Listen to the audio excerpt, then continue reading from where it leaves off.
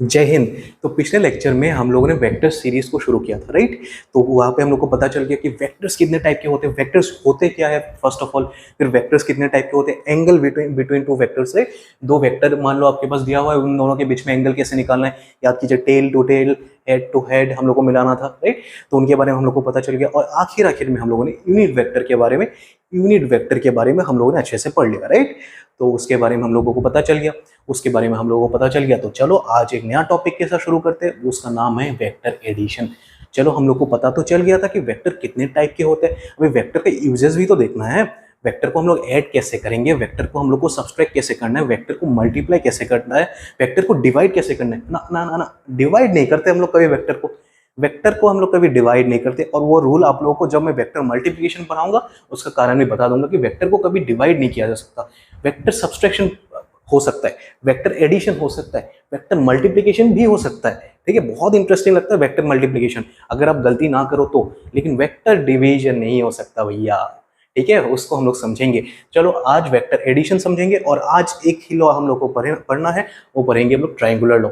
और triangular law क्या होता है उसको हम लोग जानेंगे आज के वीडियो में। ठीक है, आने वाले लेक्चर में हम लोग और दो लॉज है उन दोनों को भी कवर करने वाले। ज्यादा लंबा लेक्चर नहीं होने वाला, 10-15 मिनट के अंदर अंदर आज का लेक्चर समेट जाएगा। 10-15 मिनट तो चलो ठीक है, 20 मिनट के अंदर अंदर आज का लेक्चर खत्म हो जाएगा, क्योंकि वेक्टर एडिशन का आज पहला लेक्चर है। तो चलो आज का लेक्चर को शुरू करते हैं। देखो मान लो दो आपके पास क्वांटिटी है, 1 किलो सेब है, आपके इस हाथ में 1 किलो सेब है, एक हाथ में 1 किलो सेब है, दोनों को मिलाना है। कोई दिक्कत है? अब बोलोगे इस हाथ में 1 किलो था, इस हाथ में 1 किलो था, दोनों को मिला तो हो गया आपका 2 किलो, 2 किलो सेब हो गया, राइट। क्यों क्यों वाओ, क्योंकि उसमें कोई गड़बड़ क्यों नहीं है। देखो क्योंकि वो एक स्केलर क्वांटिटी है। अब दो मास को ऐड करो, दो मास को ऐड करना कोई बड़ी बात नहीं है। ठीक है, आपके पास 2 किलो सेब था एक हाथ में, आपके पास 3 किलो सेब था एक हाथ में, आपने दोनों को मिला दिया, बन गया 2 किलो। कोई दिक्कत है इसमें? नहीं सर, एकदम आसान है, right. Class 1 level mathematics, right. इसमें कोई दिक्कत क्यों नहीं है? क्योंकि देखो दोनों है स्केलर क्वांटिटी है, दोनों स्केलर क्वांटिटी है, क्योंकि मास है। मास को जब ऐड करोगे कोई दिक्कत नहीं है, आराम से कर लो। ठीक है, दो क्वांटिटी दिया होगा, आप दोनों को ऐड करो, सिंपल क्लास 1 में जैसे सीखे थे, याद तो है, राइट। 2 + 3 5 हो गया, राइट। उन दोनों को आप जब ऐड करोगे आपके पास एक नया क्वांटिटी बनेगा, लेकिन उसमें कोई दिक्कत हम लोग को फेस नहीं करना पड़ता, एकदम आसानी से हो जाता है। हाँ सर ये तो पता है, लेकिन आगे बोलिए, वेक्टर के बारे में बोलिए। और ये हो गया आपका स्केलर एडिशन। ठीक है, स्केलर एडिशन आप बचपन से जो करते आ रहे थे वो था स्केलर एडिशन। अभी हम लोग सीखेंगे वेक्टर एडिशन भैया, वेक्टर एडिशन। ठीक है, अभी हम लोग सीखेंगे वेक्टर एडिशन, वेक्टर एडिशन। ठीक है, अभी हम लोग सीखेंगे क्या, वेक्टर एडिशन। मान लो ये 2 किलो और 3 किलो मिलके हो गया 5 किलो, हो गया, बहुत बराबर है। ठीक है, लेकिन वेक्टर एडिशन में जरूरी नहीं है कि हमेशा 2 किलो और 3 किलो मिला के, 2 और 3 मिला के, बेसिकली 2 + 3, बेसिकली यहाँ पे क्या हो रहा है, 2 + 3 = 5 हो रहा है, राइट। 2 + 3 = 5 हो रहा है, लेकिन वेक्टर में ऐसा नहीं हो सकता, कि हमेशा ऐसा नहीं होगा कि 2 और 3 आप जब मिलाओगे, 2 और 3 को जब आप जोड़ोगे 5 ही मिलेगा। ठीक है, ये वेक्टर का खासियत होता है, वेक्टर एडिशन का खासियत होता है बेसिकली। ठीक है, कि वेक्टर एडिशन में ये जरूरी नहीं है कि हमेशा जब आप 2 और 3 को जोड़ोगे, 2 और 3 के बीच में प्लस करोगे, ऐड करोगे, हमेशा 5 ही आएगा। देखते हैं, थोड़ा फील लेते हैं, राइट। तो मान लो आपके पास एक वेक्टर क्वांटिटी है, राइट, जो समझा रहा है आपके पास 2 मीटर। ठीक है, और एक वेक्टर क्वांटिटी है जो समझा रहा है आपको 3 मीटर। दोनों को जोड़ना है, जोड़ दो आराम से, कोई दिक्कत नहीं है। ठीक है, दोनों को जोड़ना है, जोड़ दो आराम से, कोई दिक्कत ही नहीं है। बहुत बढ़िया सर, 5 मीटर आपने तो बोला था कि जरूरी नहीं है कि 5 मीटर क्यों, बताते हैं, रुको। देखो इन दोनों को मैंने आसानी से जोड़ दिया, क्योंकि देखो इन दोनों का डायरेक्शन सेम है, डायरेक्शन सेम है, तो मैग्नीट्यूड को तो मैं प्लस कर सकता हूँ, लेकिन डायरेक्शन सेम है, तो मैंने आसानी से बोल दिया कि 5 मीटर का एक नया रिजल्टेंट वेक्टर निकलेगा, एक नया रिजल्टेंट वेक्टर निकलेगा। दोनों को प्लस करने के बाद रिजल्टेंट वेक्टर यानी रिजल्ट, रिजल्ट, ठीक है, एक नया रिजल्ट बना जो कि 5 मीटर, और डायरेक्शन क्या होगा, सेम डायरेक्शन जो पहले दोनों वेक्टर का था। ठीक है, बात समझ में आ रहा है? ठीक है, अभी मान लो मैंने इस डायरेक्शन को बदल दिया थोड़ा, चलो ये था 3 मीटर और ये था 2 मीटर, मैंने बोला 3 मीटर, 3 मीटर प्लस 2 मीटर, अभी क्या होगा भैया, 1 मीटर। सर ये कैसे हो गया? देखो भैया 3 मीटर मान लो आप इस तरफ भाग रहे हो, ठीक है, और वापस आ रहे हो इस तरफ, 2 मीटर आप 3 मीटर आप इस तरफ भागे और वापस उस पॉइंट से आपने 2 मीटर इस तरफ रिटर्न ले लिया, ठीक है। आप घर से मार्केट जा रहे थे 3 किलोमीटर दूर, ठीक है, लेकिन आप भूल गए कुछ, मार्केट मम्मी ने जो लिस्ट दिया था आपको मार्केट से ये सामान लाने, वो लिस्ट आप भूल गए, तो मम्मी ने फोन किया जल्दी से घर आ जा, लिस्ट लेके चला, ठीक है। तो आप वापस आ गए, ठीक है, लेकिन मम्मी भी थोड़ा आगे चला गया, ठीक है, मम्मी भी थोड़ा आपको कि इतना दूर कहाँ ही आएगा, मैं थोड़ा 1 किलोमीटर आगे चली जाती हूँ ताकि थोड़ा आसानी हो उसके लिए, ठीक है। आप 2 किलोमीटर सामने से आ गए, राइट। तो अल्टीमेटली आपने डिस्टेंस कितना कवर किया? हाँ, हो सकता है आपने 5 मीटर डिस्टेंस कवर किया, लेकिन वेक्टर क्या बोलता है भैया? वेक्टर बोलता है कि आपने एक ही मीटर डिस्टेंस कवर किया। एक ही मीटर डिस्टेंस नहीं, डिस्प्लेसमेंट होगा यहाँ पे, क्योंकि देखो आप 3 मीटर पहले इस तरफ गए, फिर 2 मीटर इस तरफ आए, तो बेसिकली हो क्या रहा है यहाँ पे? एडिशन तो हो रहा है, लेकिन यहाँ पे एक्चुअल में -2 मीटर के साथ ऐड हो रहा है। 3 मीटर प्लस -2 मीटर, तो क्या हो गया भैया? 3 मीटर -2 मीटर हो रहा है, ठीक है, 1 मीटर हो गया। लेकिन हो क्या रहा है एक्चुअली, ये लिखना नहीं चाहिए, ये आपको सब समझाने के लिए लिख रहा हूँ, लेकिन हो क्या रहा है, यहाँ पे 1 मीटर आ रहा है, ठीक है। 3 मीटर आप इस तरफ जा रहे हो, 2 मीटर आप वापस आ रहे हो, तो बचा कितना? 1 मीटर। देखो दो क्वांटिटी को मैं ऐड कर रहा हूँ, बन कितना रहा है? 1 मीटर। यहाँ पे दो क्वांटिटी को मैं ऐड कर रहा था, बन कितना रहा था? 5 मीटर। चलो अभी एक और सिनेरियो को देखते हैं कि मान लो आपने 3 मीटर इस तरफ चले गए और 2 मीटर, मान लो ये 2 मीटर चले गए, ठीक है, 2 मीटर आप इस तरफ चले गए और आपको किसी के घर में जाना था, ठीक है, जिसकी वजह से आपने डायरेक्टली परपेंडिकुलर एक टर्न मार दिया, ठीक है। पहले ऐसे जा रहे थे और परपेंडिकुलर अपने एक गली में घुस गए, ठीक है, तो 3 मीटर आप इस तरफ घुस गए। अभी आपको ऐड करना है 2 मीटर प्लस 3 मीटर। यहाँ पे क्या 5 मीटर होगा? नहीं, ठीक है। वेक्टर क्या बोलता है? यहाँ पे 5 मीटर नहीं होगा। आपको इसका रिजल्टेंट जब निकालोगे या फिर इसका इन दोनों को ऐड करने के बाद जो आपको रिजल्ट मिलेगा वो निकलेगा कुछ अराउंड 4 + 9, तो बनेगा आपका 13। 4 + 9, हाँ 4 + 9 13, तो √13 के आसपास बनेगा, √13 के आसपास बनेगा, ठीक है। ये जो आपका डिस्टेंस होगा, ये जो 2 मीटर और 3 मीटर को ऐड करने के बाद आपका आंसर कितना आया? √13। √13 क्यों? देखो मैंने जस्ट परपेंडिकुलर थ्योरम लगाया यहाँ पे, ठीक है, कि hypotenuse square equal to base square plus perpendicular का जो लाइन है उसका स्क्वायर, ठीक है। 2 स्क्वायर हो गया प्लस 3 स्क्वायर हो गया, तो हो गया 4 + 9 जो कि बना 13 और 8 बन गया √13। तो आपको ये दोनों ऐड करने के बाद आपको कितना मिला? √13। तो पहले केस में आपको मिला था 2 + 3, हम लोग हर जगह पे कर रहे हैं। पहले केस में मिला था आपको 5 मीटर, दूसरे केस में आपको ऐड करने पे मिला 1 मीटर, तीसरे केस में आपको मिला √13 मीटर। भैया 3 रिजल्ट आ रहा है, गड़बड़ नहीं है भैया। वेक्टर एडिशन यही तो आपको वैरायटी प्रोवाइड करता है। स्केलर क्या करता है? दोनों को बस सिंपली ऐड करता है, लेकिन वेक्टर बोलता है नहीं, मैं डायरेक्शन का ख्याल रखूंगा, मैं ऐसे कोई भी अंधाधुंध में नहीं करने वाला, ठीक है। मैं डायरेक्शन को पकड़ के मैं आपको एक एग्जैक्ट रिजल्ट बताने वाला हूँ, एक रिजल्ट में बताने वाला हूँ। मुझे फर्क नहीं पड़ता वो रिजल्ट अलग अलग हो, सेम हो, मुझे फर्क नहीं पड़ता, लेकिन मुझे डायरेक्शन को कंसिडर करना है। देखो हर जगह पे मैं डायरेक्शन को कंसिडर कर रहा था, ठीक है, समझ में आ रहा है बात? फील हो रहा है? चलो फील अगर हो गया तो वेक्टर एडिशन करने के लिए आपको 3 लॉज दिए गए, ठीक है। 3 लॉ आपके पास है, एक है ट्राइंगुलर लॉ, एक है आपका पैरेललोग्राम लॉ, तीसरा है आपका पॉलीगन लॉ, ठीक है। पहला वाला क्या है भैया? पहला है आपका, यहाँ पे लिख दो, पहला है आपका ट्राइंगुलर लॉ, ठीक है, of vector addition, triangular law of vector addition. दूसरा क्या है आपका? पैरेललोग्राम लॉ, ठीक है। इसको ऐसे लिख देता हूं, आप लोग भी समझ लीजिएगा, parallelogram law of vector addition, ठीक है। और तीसरा चलो यहां पे लिख देते हैं अभी। तीसरा हो गया आपका polygon law of vector addition, ठीक है। कि 2 वेक्टर को अगर हम लोग को ऐड करना है तो हम लोग को इन तीनों लॉस के बारे में हम लोग को जानना पड़ेगा कि 2 वेक्टर क्वांटिटी को जब हम लोग को ऐड करना है, हम लोग को इन तीनों लॉस के बारे में हम लोग को जानना पड़ेगा। एक एक करके देखेंगे। आज के वीडियो में हम लोग बस एक ही में फोकस करेंगे, triangular law of vector addition में। आने वाले लेक्चर में हम लोग प्राइमरीली एक एक को देखेंगे। पहले तो हम लोग देखेंगे पैरेललोग्राम लॉ, फिर तीसरे लेक्चर में हम लोग देखेंगे पॉलीगन लॉ। किसी को कोई दिक्कत नहीं होना चाहिए। देखो इन दोनों को हम लोग जब पैरेललोग्राम और ट्रायंगुलर लॉ को यूज करते हैं, जनरली हम लोग दो वेक्टर्स को जब ऐड करना होता है तभी यूज करते हैं, ठीक है। दो वेक्टर को, जैसे कि मैं 5 मीटर और 2 मीटर का दो डिस्प्लेसमेंट वेक्टर ले लिया, दोनों को ऐड करना है, देन कोई दिक्कत नहीं है, आप ट्रायंगुलर लॉ और पैरेललोग्राम लॉ को लगा दो। लेकिन दो से ज्यादा वेक्टर जब होंगे तब हम लोग पॉलीगन लॉ को यूज करेंगे, ठीक है। दो से ज्यादा वेक्टर जब होंगे तब हम लोग किस लॉ को यूज करेंगे भैया? Polygon law. चलो एक एक करके देखते हैं और देखते हैं रिजल्ट कैसे निकलता है, ठीक है। आप लोग इसको नोट करना है तो कर लो, ज्यादा कुछ तो है नहीं नोट करने ले। आप बस इन तीनों लॉ का ही नाम लिख दो, या फिर नहीं लिखना है तो चलो ठीक है, ट्रायंगुलर लॉ के साथ शुरू करते हैं, एक बार इसको मिटा लेते हैं। तो चलो अभी हम लोग शुरू करते हैं triangular law of vector addition. पहले हम लोग देखते हैं ये कहता क्या है भैया। लॉ है तो कुछ कहेगा ऑब्वियसली, तो देखते हैं इसमें कहता क्या है। If two vectors with magnitude and direction represent two sides of A triangle in same order, in same order. Sir ये तो समझ में नहीं आया, यहां तक तो समझ में आ गया था कि दो वेक्टर्स हैं मान लो, ठीक है, और वो क्या करता है, ट्राइंगल के दो साइड को समझा रहा है, ठीक है। दो वेक्टर्स है और आपको दो वेक्टर्स क्या समझा रहा है? ट्राइंगल का दो साइड है, ट्राइंगल में 3 साइड होता है ना, तो वो दो वेक्टर मिलकर क्या समझा रहा है कि ट्राइंगल का 2 साइड है और साथ में लिखा हुआ है इन सेम ऑर्डर। सर ये तो समझ में नहीं आया, ये तो कुछ नया ही है, ठीक है। इसको समझेंगे, पहले पूरा खत्म कर लो, ठीक है। दो वेक्टर्स है और वो दो वेक्टर क्या समझा रहा है भैया कि हम दोनों क्या है, ट्राइंगल के 2 साइड है, ठीक है। हम दोनों क्या है, ट्राइंगल के 2 साइड है।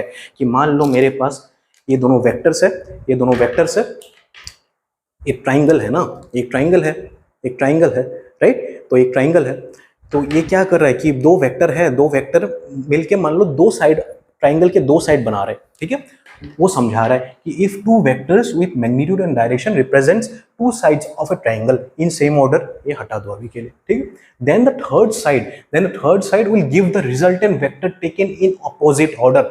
सर यहाँ पे भी कुछ आ गया गड़बड़ वाला बात, ठीक है, इसको भी समझेंगे। In opposite order, then the third side जो है कि then the third side will represent the resultant vector, then the third side will represent the resultant vector. कि इन दोनों को मान लो आपने ऐड किया तो आपको थर्ड साइड क्या देगा? रिजल्ट देगा इस वेक्टर एडिशन का, ठीक है। ये थर्ड साइड क्या देगा भैया? रिजल्ट देगा इन वेक्टर एडिशन करने के बाद। समझ में आ रहा है बात? हाँ सर समझ में तो आ रहा है, थोड़ा फील हो जाएगा, चलो ठीक है मैं समझा रहा हूँ। कि मान लो आपके पास एक वेक्टर दिया हुआ है, ए वेक्टर, ठीक है, एक वेक्टर दिया हुआ है। वेक्टर के ऊपर कभी भी एरो देना मत भूलिएगा, वरना टीचर भी मार्क्स देना तो भूल ही जाएगा, ठीक है। समझ में आ गया कि आपने एक वेक्टर के ऊपर आपने ए वेक्टर ले लिया, चलो ठीक है बहुत बढ़िया। और आपके पास दिया गया एक बी वेक्टर, आपको बोला गया है कि ए प्लस ऑफ बी बनाना है, ठीक है, ए प्लस ऑफ बी बनाना है। सर ये कैसा ट्राइंगल हो गया? ये तो ना ही ट्राइंगल बना ना ही कुछ बना, ये कुछ शेप ही नहीं है। रुको, तो पिछले लेक्चर में मैंने एक parallel shifting theorem, parallel shifting theorem नहीं, basically parallel shifting law type का या फिर पैरेलल शिफ्टिंग रूल टाइप का मैंने दिया था आपको। अगर जिन्होंने भी ये पहला लेक्चर देखा और इसके बाद ये लेक्चर देख रहे हो उनको समझ में आ जाएगा। अगर नहीं देख रहे हो पहला लेक्चर, एक बार जाके हल्का सा देख लो, ठीक है, पैरेलल शिफ्टिंग थ्योरम। वहाँ पे मैंने चैप्टर का नाम भी मेंशन किया हुआ है, तो उसमें क्लिक करो, जाके देख लो। पूरा वीडियो नहीं देखना है मत देखो, लेकिन उसमें जाके एटलीस्ट पैरेलल शिफ्टिंग थ्योरम आपको पता होना चाहिए। तो उसके हिसाब से क्या होता है, आप वेक्टर को पैरेलली कहीं पे भी हटा सकते हो, ठीक है। वो वेक्टर को क्या करता है, पैरेलल शिफ्टिंग थ्योरम उसको क्या अलाउ करते हैं कि एक वेक्टर है मान लो, उसको हम लोग पैरेलली कहीं पे भी डिस्प्लेस करवा सकते हैं, ठीक है। कोई दिक्कत नहीं है उसमें, कोई कैलकुलेशन एरर नहीं आएगा, ना ही आपको कोई टीचर मना करने वाला है, ठीक है। कि इस वेक्टर के पैरेलली हम लोग, इस वेक्टर को हम लोग पैरेलली कहीं पे भी शिफ्ट कर सकते हैं, पैरेलल शिफ्टिंग, ठीक है। तो इस वेक्टर को शिफ्ट करो, ठीक है, बहुत बढ़िया, हम लोग शिफ्ट कर देते हैं, ठीक है। इस वेक्टर का पैरेलली मैंने ये क्या कर दिया, शिफ्ट कर दिया ना। इस वेक्टर को मैंने बस ये वेक्टर को मैंने क्या किया, ये वेक्टर को मैं शिफ्ट करके पैरेलली शिफ्ट कर दिया, राइट। तो यही हो गया पैरेलल शिफ्टिंग, राइट। तो ये तो बन गया सर। तो देखो क्या अभी फील हो रहा है कि ये 2 साइड ऑफ द ट्राइंगल है? अभी थोड़ा थोड़ा फील हो रहा है सर, ठीक है। तो बेसिकली समझो कि हम लोग को ए प्लस ऑफ बी वेक्टर हम लोग को निकालना है, ठीक है। और वो कौन सा वेक्टर समझाएगा, और वो कौन सा वेक्टर समझाएगा, ये वाला वेक्टर, ठीक है। ये वाला वेक्टर हम लोग को समझाएगा कि ए प्लस ऑफ बी वेक्टर क्या होगा, और इसको हम लोग बोलेंगे रिजल्टेंट वेक्टर। रिजल्ट को हम लोग साइंटिफिक टर्म में हम लोग बोलते हैं रिजल्टेंट वेक्टर, ठीक है। अभी के लिए ऐसे समझो, रिजल्टेंट वेक्टर मतलब कि ए वेक्टर और बी वेक्टर को ऐड करने के बाद हम लोग को कौन सा वेक्टर मिलने वाला है भैया, ये वेक्टर मिलने वाला है। और रिजल्टेंट वेक्टर को हम लोग डिनोट करते हैं आर वेक्टर से। आर वेक्टर का मतलब हो गया भैया A vector plus B vector, ठीक है, हो गया, बात समझ में आ गया। तो बेसिकली देखो ये लॉ क्या कह रहा है कि 2 वेक्टर है, ठीक। और दो वेक्टर क्या सिग्निफाई करता है कि मैं एक ट्राइंगल का दोनों दो साइड हो, राइट। ए वेक्टर और बी वेक्टर हमने पकड़ लिया, तो क्या बोला, थर्ड साइड जो होगा वो क्या समझाएगा, रिजल्टेंट वेक्टर समझाएगा, और वो रिजल्टेंट वेक्टर ही होगा उन दोनों साइड का एडिशन वेक्टर। ठीक है, समझ में आ गया? हाँ सर समझ में तो आ रहा है, लेकिन अभी ये बताइए, यहां तक तो समझ में आ रहा है, लेकिन इन सेम ऑर्डर और इन ऑपोजिट ऑर्डर का मतलब क्या हुआ, अभी समझाते हैं। देखो, आपने ये वेक्टर दिया, एरो साइन इस तरफ है, राइट, एरो इस तरफ है, तो आपने क्या क्या करा, मैंने ये लाइन को इस तरफ जोड़ दिया, राइट। तो एरो जा रहा है ऐसे, ठीक है, एरो पहले ऐसे गया, फिर टर्न लिया इस तरफ, एरो जा रहा है ऐसे, फिर टर्न लिया इस तरफ, किसी को कोई दिक्कत? आप गाड़ी इस तरफ चला रहे थे, राइट, गाड़ी इस तरफ चलाने के बाद आप ऐसे टर्न ले लिए, ठीक है, आप भाग इस तरफ रहे थे, गाड़ी तो खैर आप लोग नहीं चलाते होंगे या फिर चलाते होंगे, ठीक है, लेकिन भाग इस तरफ रहे थे, फिर आपने क्या किया, हल्का सा एक एंगल शिफ्ट कर लिया, बहुत बढ़िया सर, ठीक है, शिफ्ट तो कर ही सकते हैं। तो यहाँ पे क्या कह रहा है, लॉ क्या कह रहा है कि मुझे जो रिजल्टेंट वेक्टर मिलेगा वो ऑपोजिट ऑर्डर में मिलेगा, वो सेम ऑर्डर में नहीं मिलेगा। ये दोनों तो सेम ऑर्डर में है ना, इस तरफ जा रहा था, फिर सेम ऑर्डर में, बस ये थोड़ा शिफ्ट हो गया, राइट, ये थोड़ा शिफ्ट हो गया, राइट, वही तो बोल रहा है। तो क्या बोल रहा है कि ऑपोजिट ऑर्डर में होना चाहिए। तो समझो, अभी मान लो मैंने ऐसे इसको दे दिया, तो क्या ये ऑपोजिट ऑर्डर हुआ? नहीं हुआ भैया, ये सेम ऑर्डर हो गया, क्योंकि आप इस पॉइंट से शुरू किया था, आपने इस पॉइंट में आ गए, फिर आपने एक टर्न लिया, तो इस पॉइंट में आ गए, फिर वहां से आपने एक और टर्न लिया और इस पॉइंट में आ गए, जहां से शुरू किया था वहीं पे आके पहुंच गए। तो वो क्या हुआ, सेम ऑर्डर हुआ, एक साइक्लिक ऑर्डर हुआ। वो हम लोग को नहीं करना है, हम लोग को क्या करना है, रिजल्टेंट वेक्टर को ऑपोजिट डायरेक्शन में लेना है। रिजल्टेंट वेक्टर को किस डायरेक्शन में लेना है भैया, इसको काट दो और रिजल्टेंट वेक्टर को ऑपोजिट डायरेक्शन में लेके जाओ, ठीक है, रिजल्टेंट वेक्टर को ऑपोजिट डायरेक्शन में लेके जाओ, ठीक, ऐसा ही कुछ समझाएगा। अरे भैया गंदा हो रहा है, ठीक है, रिजल्टेंट वेक्टर को ऐसे समझाएंगे। समझ में आ गया बात कि रिजल्टेंट वेक्टर को हमेशा हम लोग ऑपोजिट ऑर्डर में पकड़ते हैं बाकी दोनों वेक्टर्स के मुकाबले, कि ये दोनों वेक्टर ऐसे घूम रहा था, ये दोनों वेक्टर ऐसे जाने के बाद ऐसे घूम रहा था, हम लोग अगर इस डायरेक्शन में हम लोग अगर पॉइंट करें इस वेक्टर को, वो गलत हो जाएगा, क्योंकि लॉ कहता है कि हम लोग को हमेशा ऑपोजिट ऑर्डर में लेना है भैया, ऑपोजिट ऑर्डर में लेना है। तो ऑपोजिट ऑर्डर में लेना है तो यही से पॉइंट से शुरू करोगे, वहां पे जाके खत्म होगा, तभी ना ऑपोजिट ऑर्डर होगा। कि ये जा रहा था ऐसे, आपने क्या कर दिया, इसको उनो रिवर्स खेल दिया, ठीक है, इसको रिवर्स करवा दिया, ठीक है, समझ में आ गया बात? हाँ सर समझ में तो आ गया अभी, बहुत बढ़िया, अगर आपको समझ में आ गया होगा, ठीक है, उम्मीद है कि समझ में आ गया, इतना हार्ड कंसेप्ट तो है नहीं, ठीक है। तो अभी चलो रिजल्टेंट वेक्टर का हम लोग को एक फॉर्मूला तो हम लोग को मिल गया, चलो ए वेक्टर और बी वेक्टर, ठीक है, ये तो हम लोग को पता चल गया, लेकिन रिजल्टेंट वेक्टर का एक मैग्नीट्यूड होगा, एक डायरेक्शन होगा, क्योंकि देखो रिजल्टेंट वेक्टर एक क्या है, वेक्टर क्वांटिटी है, तो वेक्टर क्वांटिटी का मैग्नीट्यूड भी होगा, डायरेक्शन भी होगा। चलो उसको निकालते हैं, ठीक है, चलो इसको पहले मिटा देते, एक बार नोट कर लो पहले इसको, ठीक, इसको मिटा देते, उसके बाद उसको शुरू करते। तो चलो उम्मीद है आप लोगों ने नोट कर लिया होगा। तो अभी हम लोग देखेंगे रिजल्टेंट वेक्टर का भैया वैल्यू क्या आता है, ठीक है।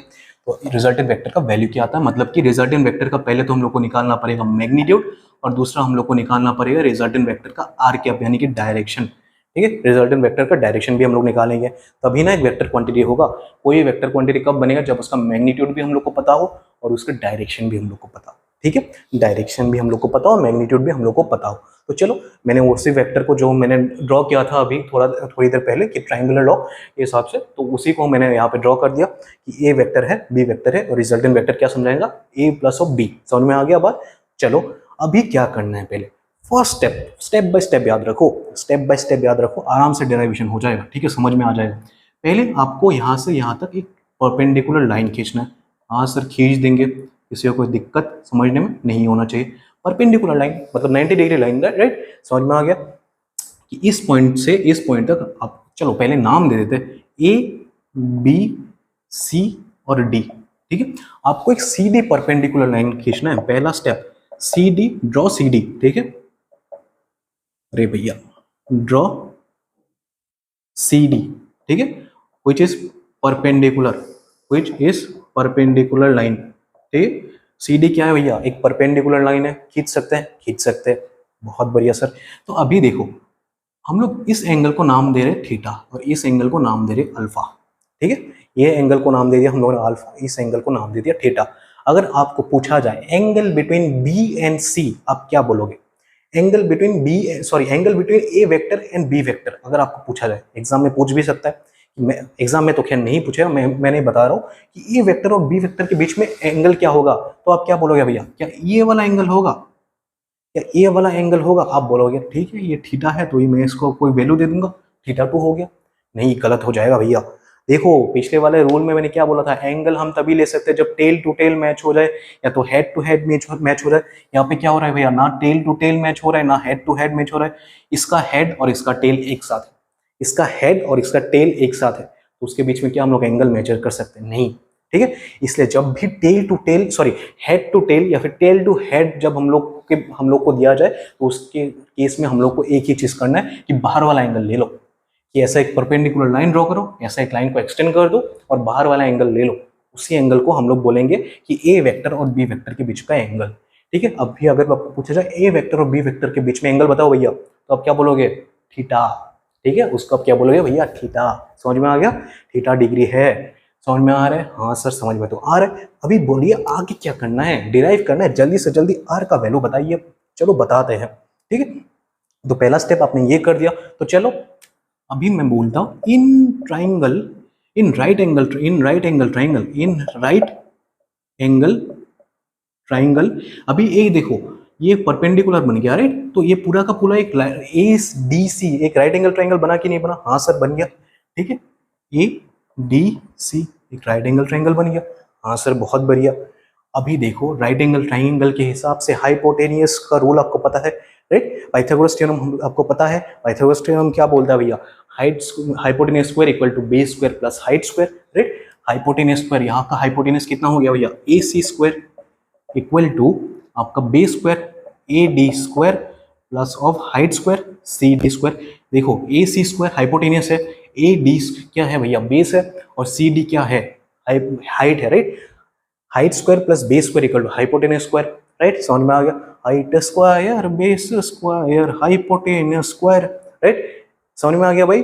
बहुत बढ़िया सर, समझ में आ गया। ये तो पाइथागोरस थ्योरम है, सिंपल, ठीक है। अभी AD को तोड़ दो। AD क्या है भैया? AB प्लस ऑफ BD हो रहा है ना, AD प्लस ऑफ BD का होल स्क्वायर, ठीक है।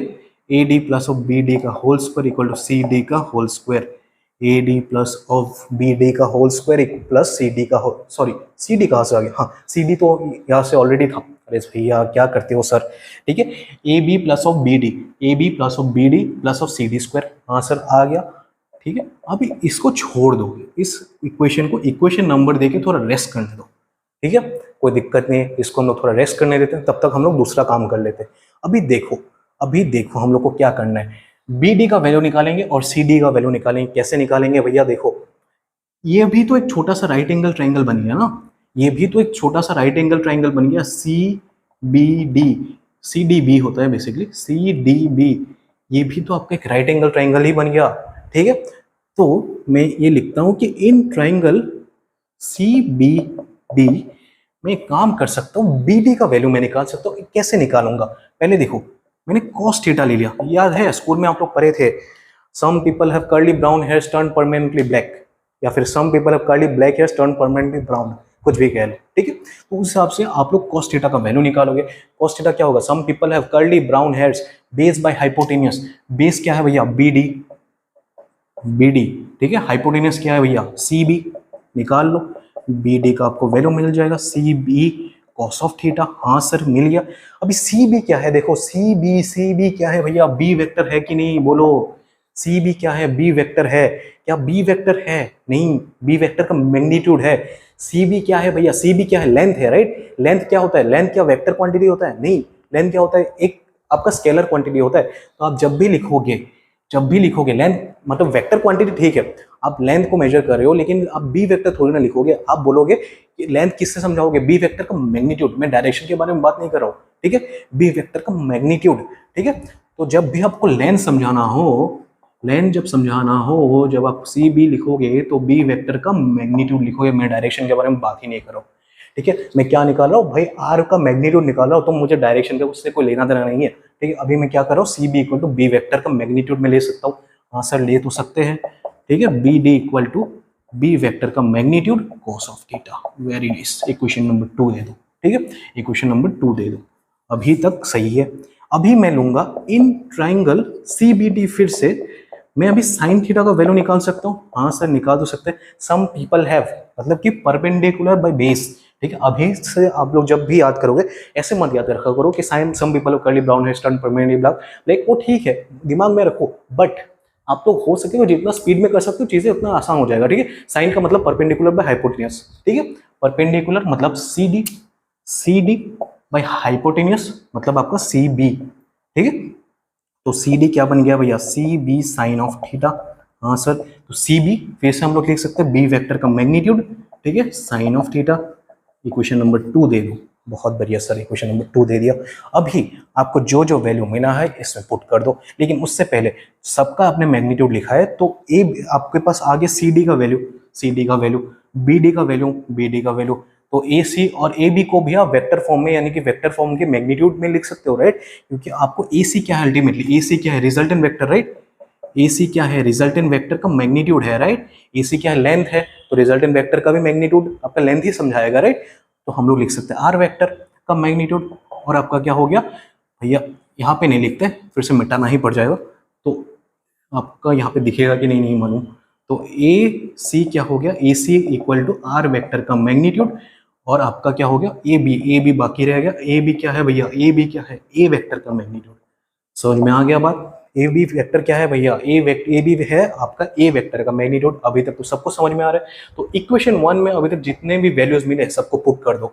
ए सी मतलब आर वेक्टर का मैग्नीट्यूड, आर वेक्टर का मैग्नीट्यूड को पुट करो, ए बी मतलब है आपका ए वेक्टर का मैग्नीट्यूड, ठीक है, प्लस ऑफ आपका बी डी यानी बी वेक्टर का मैग्नीट्यूड कॉस ऑफ थीटा। ठीक है, इसको आप होल स्क्वायर करो क्योंकि होल स्क्वायर में है, ये सब गलती मत कीजिएगा। ठीक है, सी डी यानी आपका बी वेक्टर का whole square sine square theta.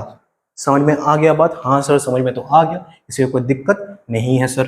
ठीक है, तो आर वेक्टर का स्क्वायर, सॉरी मुझे मेरा ही गलती हो गया था, ठीक, आर वेक्टर स्क्वायर को सेम रखिए, इसको ए प्लस ऑफ बी का होल स्क्वायर में तोड़ डालिए। ठीक है, ए वेक्टर का मैग्नीट्यूड का होल स्क्वायर, बी वेक्टर का मैग्नीट्यूड का whole square cos square theta plus of 2ab cos of theta.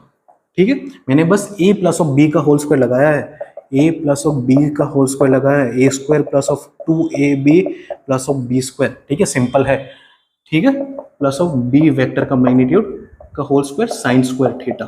ठीक है, तो आपका a वेक्टर का मैग्नीट्यूड का होल स्क्वायर को सेम रखिए, b वेक्टर देखो v वेक्टर का होल स्क्वायर के साथ cos स्क्वायर थीटा है, b वेक्टर का होल स्क्वायर के साथ sin स्क्वायर थीटा है। cos square theta plus sin square theta कितना होता है भैया, 1 होता है। तो ठीक है, b वेक्टर का होल स्क्वायर में ले सकता हूँ cos स्क्वायर थीटा, चलो एक और स्टेप कर ही देते हैं। ठीक है, sin square theta plus of 2ab cos of theta. ठीक है सर, तो आपका अल्टीमेटली आंसर क्या बन गया, a वेक्टर का होल स्क्वायर, बी वेक्टर का होल स्क्वायर, मैग्नीट्यूड का होल स्क्वायर बेसिकली, तो A vector B vector cos of theta. ठीक है सर, तो देखो अभी ये क्या वैल्यू बना आपका आर वेक्टर का होल स्क्वायर। ठीक है, आर वेक्टर का होल स्क्वायर, इसको अभी मिटा देते हैं। ठीक है, आर वेक्टर का मैग्नीट्यूड का होल स्क्वायर, अभी आर वेक्टर का मैग्नीट्यूड हमको चाहिए, होल स्क्वायर थोड़ी ना चाहिए। ठीक है, अभी हम लोग इसको ऐसे तो लिख ही सकते हैं, देखो मैग्नीट्यूड को मैंने पिछले लेक्चर में क्या बोला है भैया, आप ऐसे भी लिख सकते हो, ऐसे भी लिख सकते हो, या तो आप डायरेक्टली आर लिख दो, कोई दिक्कत नहीं है। ठीक है, कि मान लो आपके पास वेक्टर दिया हुआ है ए, इसका मैग्नीट्यूड आप कैसे लिखोगे, इसका मैग्नीट्यूड आप या तो आप ऐसे लिखोगे या तो सीधा ए लिखोगे, राइट, सीधा आप ए भी लिख सकते हो, ए वेक्टर को आप मॉड के अंदर भी लिख सकते हो, किसी को कोई दिक्कत है नहीं है सर। ठीक है, A square plus of B square plus of twice A B cos of theta. ठीक, plus of twice A B cos of theta. बहुत बढ़िया सर, यहां तक समझ में आ गया। चलो ठीक है, अभी आर वेक्टर हम लोग को चाहिए, तो root over A square plus of B square plus of 2ab cos of theta. ठीक है, 2ab कॉस ऑफ थीटा समझ में आ गया। तो यही वैल्यू आपको चाहिए था कि अरे भैया क्या हो गया, यही वैल्यू आपको चाहिए था आर वेक्टर का मैग्नीट्यूड के हिसाब से। ठीक है, तो बेसिकली आपको a plus of B vector करने के बाद आपको यही वेक्टर मिलने वाला है। आपको जब a plus of B vector करोगे तो a plus of B vector का मैग्नीट्यूड जो होगा वो रिजल्टेंट वेक्टर के मैग्नीट्यूड के इक्वल होगा। ठीक, आपको यही वेक्टर मिलने वाला है। चलो फील हो रहा है थोड़ा बहुत, जब हम लोग एक दो प्रॉब्लम्स करने वाले एक सेशन में कंप्लीटली, जब मेरे पास ट्रायंगुलर लॉ आपको पता होगा, जब आपको पैरेललोग्राम लॉ पता होगा, जब आपको पॉलीगन लॉ पता होगा, 3 लेक्चर के बाद एक लेक्चर में कंप्लीटली डेडिकेटेडली 1 घंटे का लेक्चर रखने वाला हूँ, जहाँ पे हम लोग तीनों प्रकार के वेक्टर एडिशन लॉस के हम लोग सम्स करने वाले। समझ में आ गया? आज नहीं करने वाले, आज के लिए बस आप इसको नोट डाउन कीजिए और उम्मीद है समझ में आ गया और फील भी आ गया होगा, ठीक है। तो इसको नोट कर लीजिए, ये आर वेक्टर का हम लोग को मैग्नीट्यूड पता चल गया, ठीक है। और अभी मैग्नीट्यूड पता चला है, अभी हम लोग को डायरेक्शन का कोई अता पता नहीं है कि डायरेक्शन किस तरफ है। कि देखो आर वेक्टर, एक एंगल तो मुझे पता है कि आर वेक्टर ए वेक्टर के साथ एक अल्फा एंगल बना के रखा है, लेकिन ये अल्फा एंगल का वैल्यू भी तो निकालना पड़ेगा। आपको जो सम में दिया जाएगा, आपको तो ये नहीं पूछा जाएगा कि बोलो एंगल कितना है, वहां पे बोला जाएगा बोलो एंगल कितना है, वहां पे दिया जाएगा अल्फा का वैल्यू निकालो, ठीक है। आपको अल्फा का तो एक वैल्यू निकालना है, तो अल्फा का एक फॉर्मूला तो चाहिए होगा, राइट। तो उसको आपको समझना है, लेकिन इसको आपको याद रखना है, एग्जाम में डेरिवेशन करते हुए नहीं बैठना है। अगर आपको बोर्ड्स में अगर डेरिवेशन पूछा जाए तो अलग बात है, लेकिन जब आपको जेई में या फिर नीट में डायरेक्टली इसके ऊपर सम आएगा, सीधा ये फॉर्मूला मारोगे, आंसर निकल जाएगा। और टेंशन मत लो, ट्रायंगुलर लॉ से भी आपका यही आंसर निकल रहा है, पैरेललोग्राम से भी आपको यही आंसर मिलेगा, पॉलीगन लॉ से भी मोस्ट प्रोबेबली यही आंसर निकलने वाला है, सेम टाइप का, लेकिन थोड़ा अलग होने वाला है, क्योंकि वहाँ पे मल्टीपल वेक्टर्स हम लोग ऐड करते हैं, ठीक है। लेकिन ट्रायंगुलर लॉ और पॉलीगन लॉ से आपको सेम ही रिजल्ट मिलेगा, डिक्टो रिजल्ट। तो रिजल्ट को याद रख लो, ठीक है। रिजल्ट को थोड़ा बहुत एक दो बार लिख के एकदम रट लो इसको, ठीक है। कुछ चीजें आपको रटना जरूरी है, रटना बेसिकली नहीं, याद रखना जरूरी है। इसको रटने की क्या जरूरत है, A square plus B square plus 2ab cos of theta, root over लगा दो, खेल खत्म, ठीक है। तो ये हम लोग को मिल गया। अभी हम लोग को डायरेक्शन चाहिए होगा, तो इसको अब एक बार आपको नोट कर लीजिए, मैं अभी डायरेक्शन बना देता हूँ इसका, ठीक।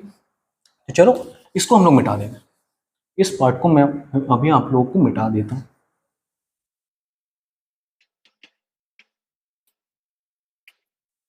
ठीक है, अभी करते हैं। देखो अभी हम लोग को क्या चाहिए भैया, डायरेक्शन चाहिए, आर कैप का डायरेक्शन चाहिए, मतलब आर कैप चाहिए, डायरेक्शन चाहिए, राइट। तो मुझे क्या चाहिए, अल्फा के वैल्यू चाहिए, अल्फा का वैल्यू चाहिए, क्योंकि देखो ए वेक्टर के साथ आर वेक्टर, आर जो वेक्टर है ये किस डायरेक्शन में है, एक अल्फा डायरेक्शन में उठा हुआ है, एक अल्फा डायरेक्शन में ऐसे करके खड़ा हुआ है, राइट। ए वेक्टर ये है और ये रिजल्टेंट वेक्टर ऐसे दिखा रहा है, तो इन दोनों के बीच में एंगल कितना है, अल्फा।